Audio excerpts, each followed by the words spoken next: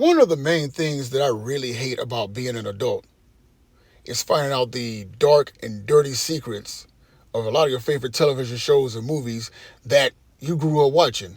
And Power Rangers is no exception to that rule.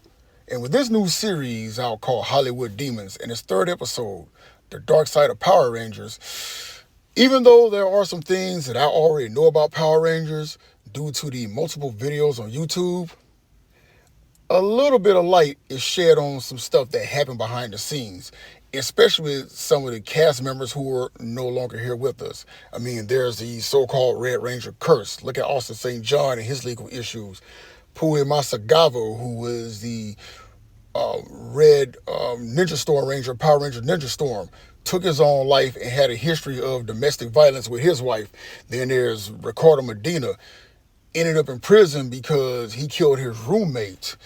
And of course, the most obvious one of all is the MVP of the series, Jason David Frank, taking his own life on November 2022. And you're left scratching your head with more questions than answers. And also, there's Tweed Trang. And there's the brutal account of her best friend who Tweet Trang was going to be a bridesmaid at her wedding. What's her name? Angela Rockhold. If the name is wrong, I'll put it down in the comments below. But yeah, Angela, who was in the car with Tweet Trang when Tweet tragically passed away in September 2001 in the same car accident that left Angela a quadriplegic and left her in a wheelchair for the rest of her life. But then when you find out about the dark stuff with Jason David Frank, how in 2001, his brother Eric, who was on 5 episodes of Power Rangers Zeo with him, ended up taking his own life. And for years, it's been a mystery, like, how did his brother really die?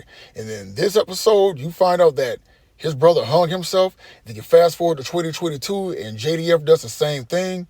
And then there's the toxicology report that comes out of all the shit that was in his system, from caffeine to a bunch of antidepressants and cocaine. I'm like, the fuck?